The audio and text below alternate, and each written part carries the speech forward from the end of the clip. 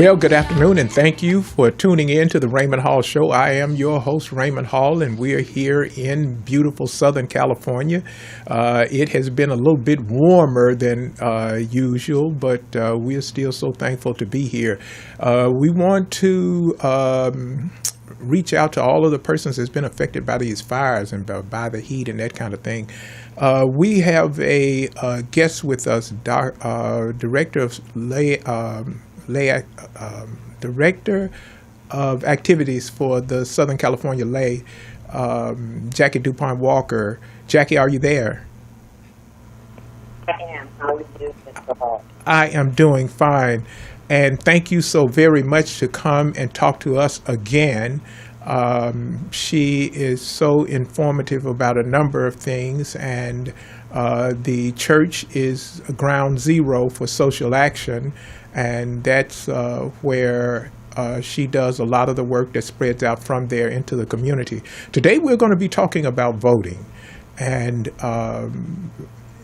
we are going to be talking in depth about voting because at one point we thought that this was a very vertical situation that we were looking at, what happened in 2016. And we're coming to find out that it's not vertical at all. This thing is something that we all should pay attention to. And Director of Southern California Lay Activities, Jackie DuPont Walker, is something that she has been working with and developing techniques and helping people to develop techniques to address this issue for a long time. So, Jackie, would you talk to us about we're going to get to a number of things, but talk to us about the importance of this election. Well, but first, let me just share with everyone that all of us have something we're called to do. And for most of us, once we realize what that calling is something we can't not do. And what I realize I'm called to do is social action, moving towards social justice. And so it is my honor and pleasure to serve as the Director of Social Action for the AME Church International.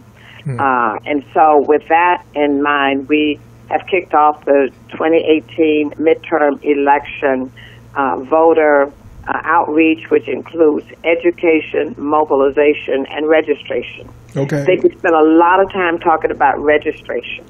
And we know that there are people who are eligible to vote every year because they get older. We're not sure how many people know that here in California, you can actually register at 16 and 17.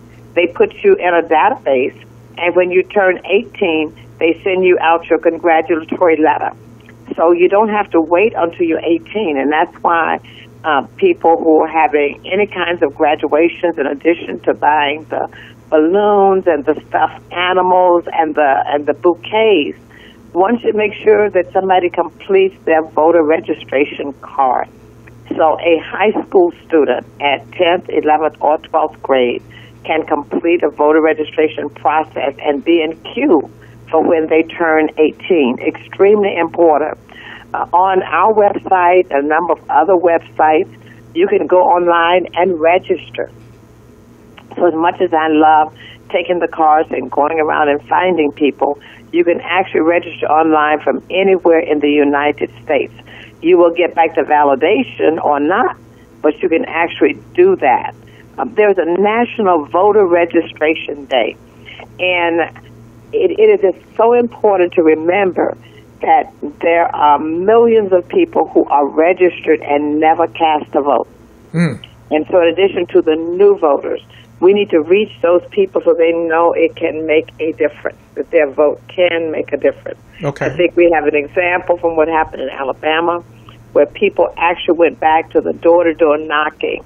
What happened in Pennsylvania, in western Pennsylvania, Pittsburgh area, where people actually went back door-to-door knocking. And so it's a matter of people actually not just seeing a mailer that comes to your mailbox or seeing you on TV or hearing you on radio or even going to a rally and seeing you up on the stage. It's a candidate and their representatives coming to your door where you have an opportunity to talk to them. So voter registration is extremely important. To find the deadline for our area for voter registration AMEV, like voter, alert.org. And I'll say this several times, AMEV dash or hyphen alert, ALERT.org. Okay. Is a place to find almost anything you need to find to work on mobilizing voters. We also want to make sure that we are able to give information to those people who've been in contact with the criminal justice system. Restoration of voting rights after felony conviction is different in every state. And so it's important to know what the rights are. In some places, there are few states where you never lose your right to vote. But in most, there's conditions under which the right to vote is lost and can be restored. In California, it's lost until the completion of sentence, parole, or probation. And it's supposed to be automatic restoration. Most people don't know that it's automatically restored. Most people don't know that there's some misdemeanors that you don't lose your right. People just think it's gone. So it's very, very important to make sure people know about the restoration and that they can get involved. And every state has its own criteria. And again, at AMEV-alert.org, there's a chart you can go to in the toolkit and click, no matter what state it is, and find out what the rights are in those states. Okay. It is actually Maine and Vermont where you never lose the right to vote. Oh, wow. But those are the only two states in the United States where that is the case. Okay. It's also important for people involved in churches who say this is partisan to remember there are do's and don'ts, and there are many things that you can do as a church to educate, mobilize voters. And most people don't understand partisan means Democrat versus Republican versus Independent versus Green versus any other party. That's partisan. Urging people to get involved in political activities is not partisan activity. Okay. And so in the toolkit that you can find at AMEV-alert.org, page 31, do's and don'ts on political activities for churches and or pastors. Let me give an example most people don't know, but it's very, very interesting. Okay. Do rent out church facilities. Do rent out church facilities, kitchens, athletic facilities, board and conference rooms for political activities. Regular rates must apply. So if the church rents its facilities out for weddings and anniversaries, you can rent facilities out for political activities. Wow. Most people do not know that. I didn't know that myself. Yeah, there's another one. It says, publish political ads as long as the regular rate is applied. So if, in fact, many of our Catholic churches have ads in their bulletins and newsletters, yes, they can accept the political ads. They don't have to have everybody who's running for that office. It's an opportunity that's available to everyone, so that's what they can do. Do publish news stories about campaigns. That's a part of voter registration. Okay. And voter education. Okay. Okay. Now, some churches make their membership rolls available to people. So let's say Xerox comes to town and say, we will buy your membership roll. In exchange for that, we will provide printing service to your church for the next 5 years. That church can sell its membership list at a regular rate and do that. You can also do that for campaigns. So there's so much you can do. We spend a lot of time talking about what we can't do. There's so much that we can do as faith bodies. And on page 31 and 32 of the toolkit that you will find at AMEV-alert.org, okay, you will find out that you can do that. Most of us know you can use church vans for transportation, but you don't use the van to advertise for a particular candidate. Right. But you can use it for going to the polls. There is so much we can do. Okay. We can put information about voting in our bulletins, and we should do that. The toolkit even tells you how to organize and do coalitions outside of the church where you might bring together NAACP and SCLC and Urban League and 24th Street Block Club and and a number of other groups all come together in an area and blanket that area to make sure the people in that neighborhood go to the polls. But the one thing I would urge, every one of us should identify 10 people, and those 10 people make sure they are currently registered, that they know the deadlines for applying for an absentee ballot, if that's what they want to do. They know election day, and that they get to the polls. It is very disturbing that at our last election, there were 150,000 names in Los Angeles County right. that was purged from the roll. Right. And I still don't have an adequate explanation. So I would say to everybody, when you're talking to someone, they say, I'm registered, remind them if they didn't know that happened. And so just say you can actually go to the app for LA County and put in the information they request, name and address, and find out if they are on the roll. If they're not on the roll, that same app, you can register right there. So we're talking to people, sometimes they're embarrassed to let us know that they're not registered or may have lapsed. Just say, you know what, there was this big snafu, so why don't we just make sure you register? Okay. It really gives people a window to go out, but we must ensure that we have 100% voter turnout for the election on November 6th. And we want to make sure they're informed. There are people running for county boards of supervisors in some counties.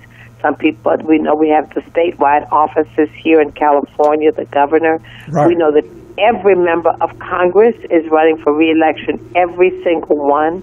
And we know we have at least one U.S. senator who's running for re-election here, or election here.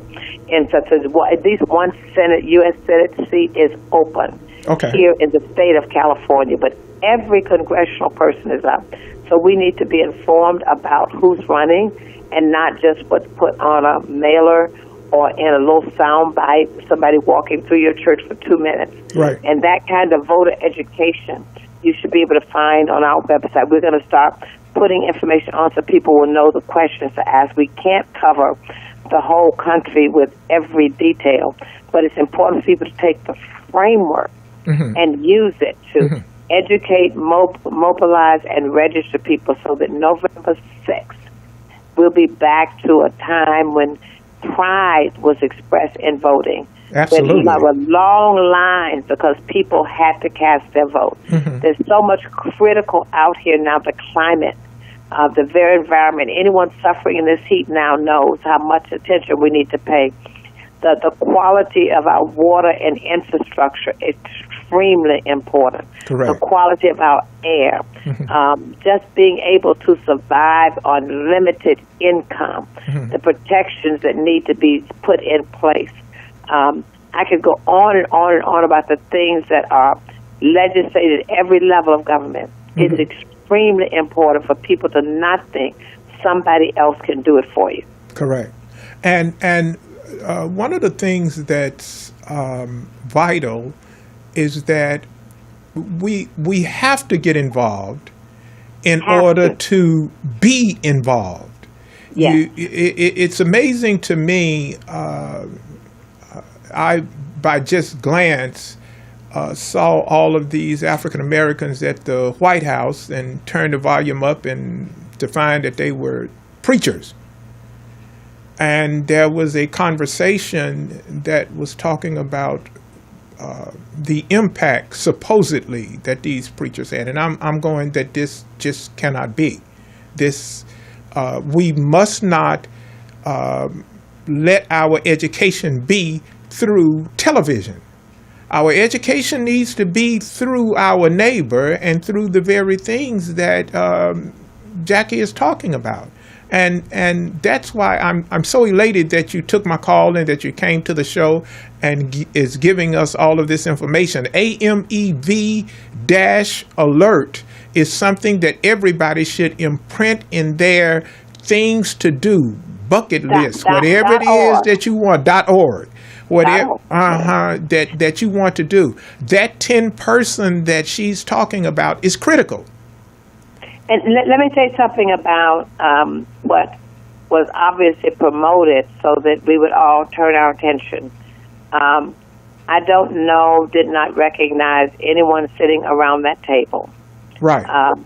And all of us, no matter how young we are, have been advised that you don't take any information as truth and gospel without doing research. Correct. So whatever was being said, we tend to trust people we know, and that's okay. But surely if it's somebody you don't know, taking what they say as gospel and truth would be very, very dangerous and ill-advised. Correct. But number two, from the faith perspective, I thank God that each one of us has a calling. Yes. And I am a PK. Okay. So I'll say to anyone, the first man I fell in love with was a preacher. That was my daddy. Mm-hmm. But the bottom line is they're not without clay feet. And Okay. so if there are some who have answered the call to preach but have lost their way, we don't need to follow them. Okay. And so we need to actually have discernment about what someone says and does. So you could listen to some of those statements, and it was pretty much like we find scripturally pandering to the crowd. Pandering to the right. crowd.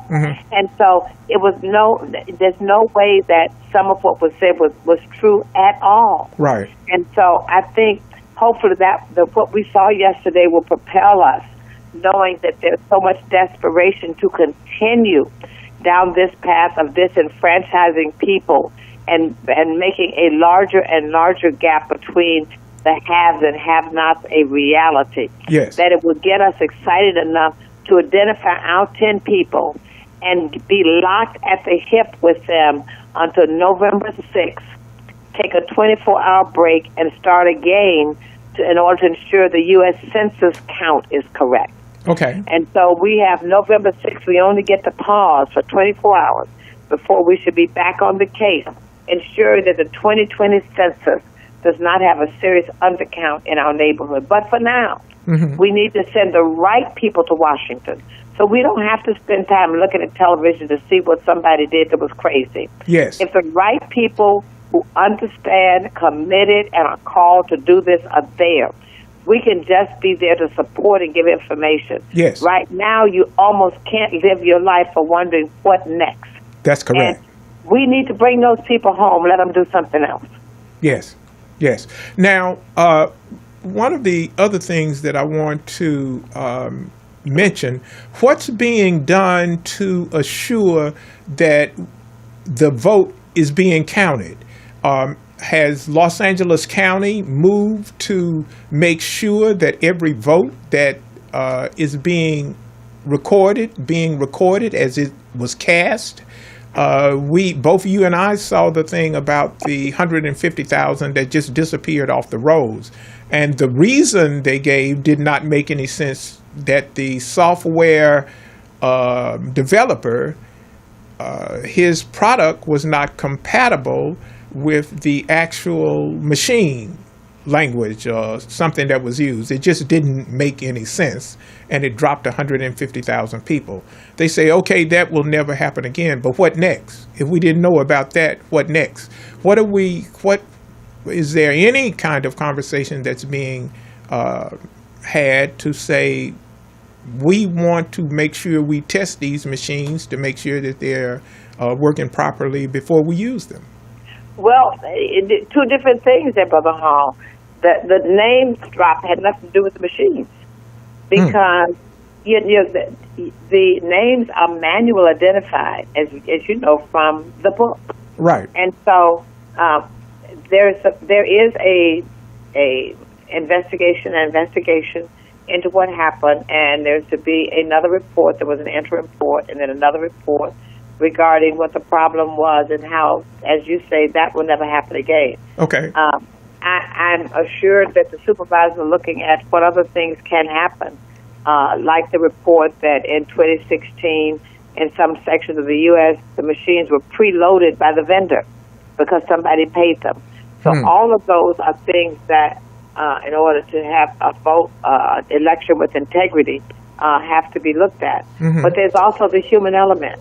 There are opportunities for us to work at the polls. So when we know things are egregious, we can actually be a part of solving the problem. Okay. There's an opportunity to go to the Board of Supervisors when we see this on the agenda to hear and understand. We can even tune in by phone, hear and understand the questions that are being asked and the solutions that are being set in place around the election.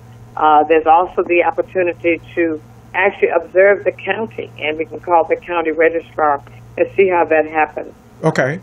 There are ways for the public to be involved, and they're going to alternatives because the public has walked away from those levels of involvement. So we can encourage people to volunteer, to be an inspector, a poll checker, a poll worker, and to be a part of everything that leads up to the elections that are being administered by LA County. But call your county supervisor's office, ask them what's happening, how will we ensure it's not going to happen again, because some people waited, some people put provisional ballots in, but still some others walked away and never voted. Wow. We need those votes in 2018. We absolutely need those votes in 2018. Okay. And so we need to be sure that by November 6th, everybody who's eligible to vote has cast their vote. Okay. By 8 p.m. on November 6th, we need to be sure. And I know there are many groups that are willing to come out and do voter registration. We are to come out and have conversations and dialogues. We are. There's some sororities and fraternities that are working to try to do different things, and we will definitely connect people with those. But what's important is we need to make this the small talk. Okay. You know, somebody comes up to do business. Before we do anything, are you registered to vote? Mm. But let me make sure. Make that voter registration app on your phone something you use as frequently as the contact list. Okay. Okay.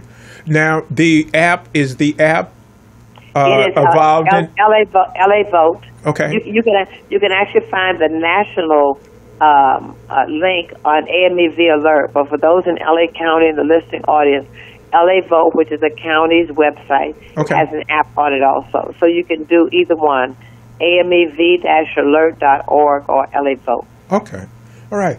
Then what we're going to do is we're going to make sure, because we are going to commit so much time with this show to make sure until election time for the election that we talk about voting on this show. Thank you. From now to then. Thank you. Yeah, you are quite welcome. Thank you.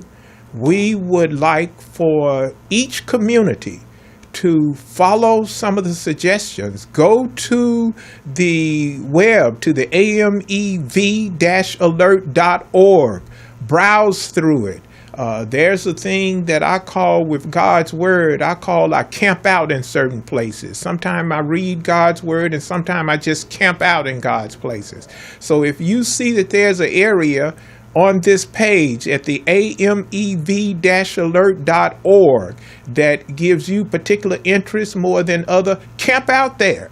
It may be telling you how to organize just your building, just your block, just your neighbors. When have you last had I'm not into tea parties, but when have you last had a tea party or a coffee, shared a cup of coffee with a neighbor just to talk about voting? Look, Exactly. what past president, and I don't want to get specific, but health care is something that everyone needs. You all know my story, so I won't get to it. Everyone needs health care. Now, to have your health care unraveled without your consideration because of a vote should say, I need to get up and vote. Thank you. Okay? Look at your children. Do you need to vote? Look at your neighbor. Do you need to vote? Look at the elders around you. Do you need to vote? You calling the roll. And That's right. So important. Do you look at the job that you have? Do I need to vote?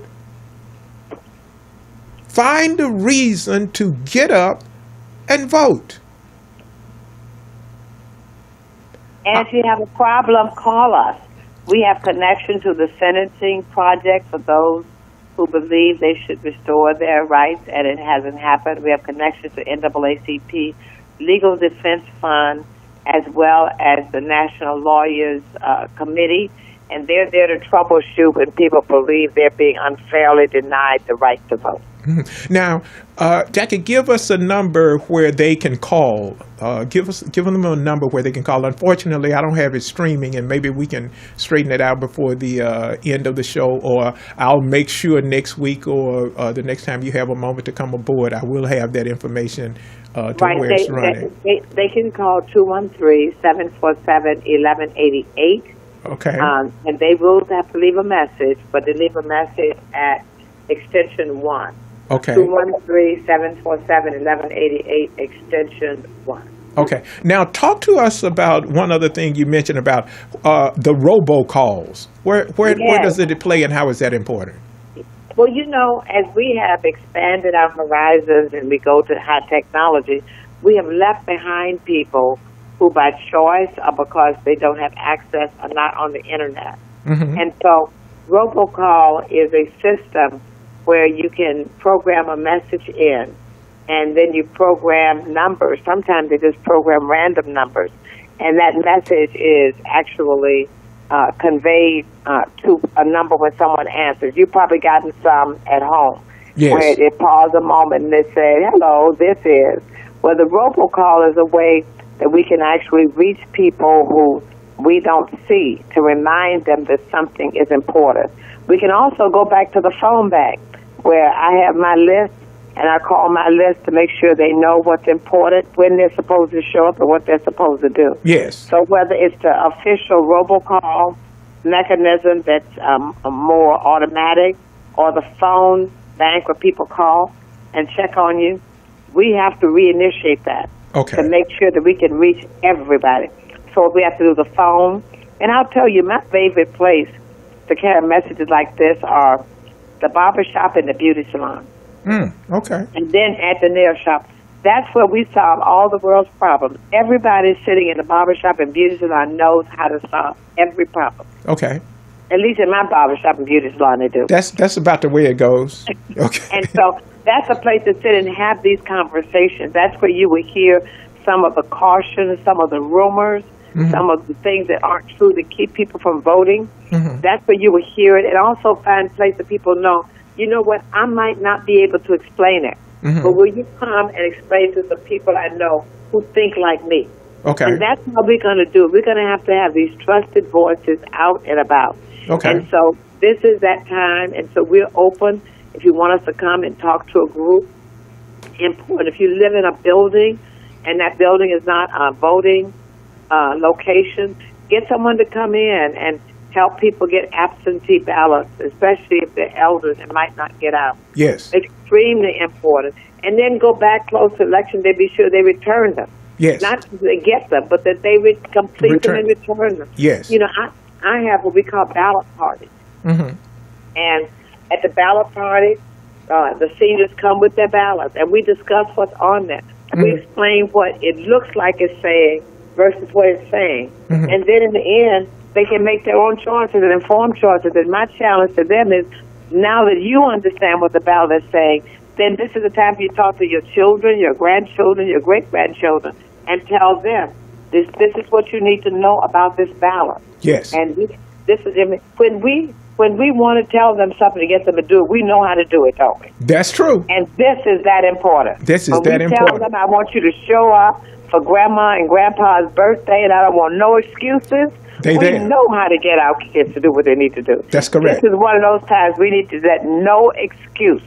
Okay. No excuse to be good enough not to vote. Okay. And you said something that was of importance, too, when you said that here in California, when someone finishes their commitment to the justice system, they're able to vote. Now, Again. That's if they lost. If they were convicted of a misdemeanor, they may not have lost their right, but some people think just because they were convicted and served time that they lost their right to vote. So they need to confirm whether they even lost their right to vote. Now, one of the points that I want to make, we know that substantial money has, because housing here in Los Angeles has risen to the level that some call it a national disgrace. I'm with those, but it's a very complex situation here, from rents going through the roof to a whole number of issues. But it's an issue. Two things: the voting when it comes to persons without housing permanency, and those persons that are returning to the community. They have so many other things to do that voting may not seem like something that's the most important thing for them to do. Let's take another look at this thing. That's right. Number one, if you're homeless, you can establish that you are homeless and you still are allowed to vote as long as you have the voter ID. Okay. And most of the government-issued voter ID does have a location. There are places that are provided for P.O. boxes and others. So we actually go out to register people who are homeless, and most have found an address that they receive their SSI check or Social Security check or something at. So that is extremely important. When someone is moving in, they need to be sure about the deadline. Okay. 30 days before the election, they can still register to vote, but it's important for them to get registered to vote. It's even they have to drive all the way out to Norwalk to do it manually. They need to get registered to vote. So it's important to let people know, just as when you're moving into an apartment and they hand you the lease and they hand you the key and they hand you the genie for your car, they need to hand you a voter registration card to make sure that you're registered at that new address. Wow. Okay. Those are the kind of innovative things that I'm speaking about. And all of these places where persons are coming into the community, the temporary housing facilities for the persons returning to the community. These places, if you have a loved one there, or if it's in your community, ask someone who's the director or someone who operates that facility, can you put voter registration? I don't even know if it's legal, but ask the question. Oh, absolutely. It can go anywhere. Voter registration cards can be put in any place that people allow it to be. Okay. All right. So we're going to, Jackie, thank you so very much. We just about ran out of time. I look forward to coming back frequently before the election. Okay. Well, now we're going, you know me, we're going to take you up on that, because we are going to be talking about voting from now until Election Day. Those persons that's celebrating, she told you, 16, 17, you can register. So 18, one of the things to expect in the mail, expect that mail to come that says, hey, welcome to the block of voters here on your block. So thank you. Even before you vote, you can encourage those people in your life who are voter age. You can get them to go, just like you try to get them to take you to Disneyland. And those other places, you can absolutely say, let's go to the polls. All right.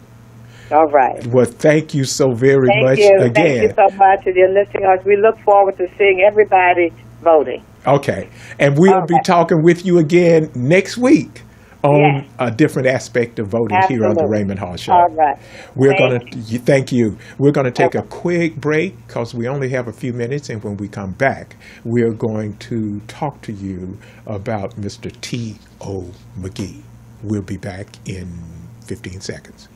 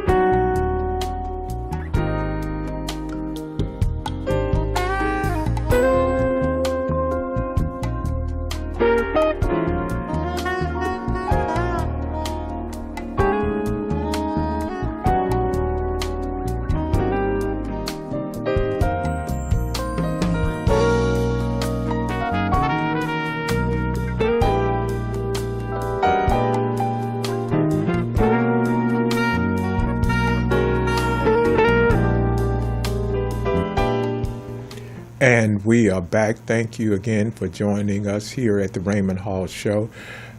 We have instituted the meritorious portion of a senior salute. We've incorporated it into the Raymond Hall Show.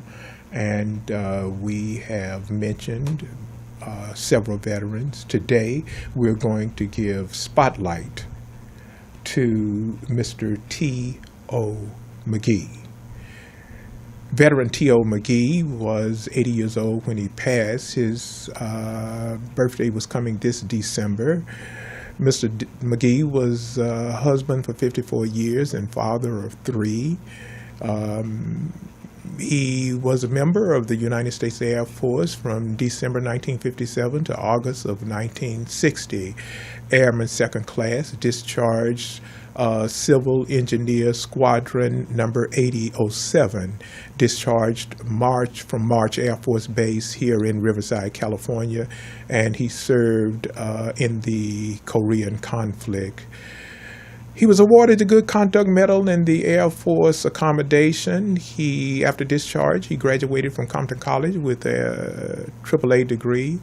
He opened his own small business. He was a small business person, and he opened service stations where he employed local residents, and he taught them the business of being a mechanic and a customer service person. Mr. McGee held joint ownership in a beauty salon, and that's where his wife had her passion, and they did it so they could promote his wife's desire to own and operate a local beauty salon where women locally could have full beauty services in the community, teaching the young generation how to provide professional services in both businesses. As a bus driver in the city of Compton, Mr. McGee was known for his encouraging and motivating greetings to those who would board his bus over the course of his tenure there as a driver. Mr. McGee had a love for country and community, and at one point running for mayor of Compton, California. To the family of Mr. T.O. McGee. Mr. McGee, for your service to nation and community, we the community who are benefactors of your service bestow a meritorious Senior Salute Award to you. This award would be given to your sister, Mrs. Rose Gripper of Grant AME Church, for your service to the nation, for your service to community. We thank you. Here at the Raymond Hall Show, service is a different conversation. Our show today has been on voting, and voting is a different conversation. How many people gave service, and that service included their lives, so you would have an opportunity to vote? How many people stood in places in Korea and Vietnam, World War I, World War II, stood main side, stood coast side, so you would be able to have liberties here in the mainland? It's through the service that's found in the community that gives the nation her service. Have service in your life. This is the Raymond Hall Show. My name is Raymond Hall, and as always, we thank God for each and every one of you. Continue to have service. We'll talk to you next week. Good night.